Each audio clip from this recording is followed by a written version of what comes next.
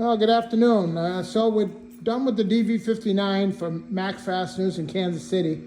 Last piece of the puzzle we were waiting on a collar closer tube. We got a new tube for the collar closer. It took 10 weeks to get that delivered, 2.5 months. But anyway, so this is just to give you a rough idea of the work that we do to a machine when we restore it. All the paint got stripped off of this tray. You probably saw the pictures on Facebook of that. Compound assembly completely rebuilt. The spindle got removed, new spindle bearings put in it. Down below, main motor belt, main motor bearings. We took the main motor apart, put the new bearings in it. Everybody saw that on Facebook. New isolator bushings. You know, it's got the two bushings in the back and the set of bushings in the front. Those all get replaced. The vari-speed cradle, new bearings, and reshim the vari-speed cradle, make sure everything works perfectly in there. All right, little shameless plug, there we are right there. If you need our phone number, put a few OSHA stickers on here, you know, just the old, good old American flag, old faithful, old glory. So this machine didn't need a bed plate. Somebody made a comment on my last machine about why am I doing a partial rebuild? The only thing this machine hasn't had done to it is the bed plate hasn't been replaced. And you can look at the bed plate and see, especially on DV59, it doesn't have any working. There's nothing working left to right on this machine. So bed plates don't go bad on the DV59. So you don't replace them just to replace them. But anyway, you can see the bed plate's in absolute perfect condition on this machine, okay?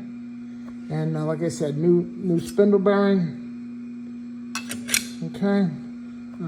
New legend plates. This legend plate didn't need to be replaced. I cannot believe the condition of that legend plate.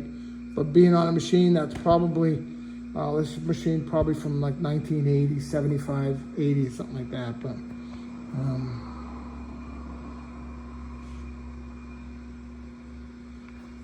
all right, now let's fire it up.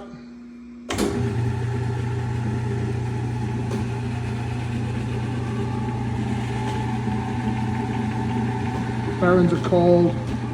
I don't want to run it up too high yet. Let's let it get a little warmed up. Coolant pump. You can hear the coolant pump coming on. You can't hear the pump because it's got new bearings in it, but you can hear the contactor kicking in for that. High speed, low speed, forward, reverse. You can see how well the brake works. Okay.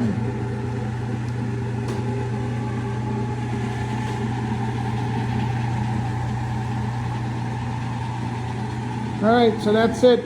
So that's the machine from Mac Fasteners. Like I said, we're going to hand deliver this. I never stick my machines on a common carrier. I just don't believe in it. So we're going to drive it out to Missouri next week. If you have any questions, you'll find us on the internet at www.hardingerepair.com, or you can look us up Precision Machine Tool Service, or literally type Hardinge into Google and we'll probably come up either first or second, usually before the factory, believe it or not. So it's all the small stuff, all the detail work, new door bumpers, do the collet trays, clean everything, make sure everything works perfectly. Right, even just detailing of the shelves. It's just a lot of work, but it's worth it in the long run. All right. If you have any questions, feel free to call us, 508-612-9593. We are open 7 days a week. We take calls up until about 11 o'clock at night. If you have problems with your Hardinge lathe, just the manual stuff, the TFBs, HLVHs, the Hardinge shuckers, the HSLs, the little speed lathes, or the DV59s or the DSMs, none of the automatic stuff.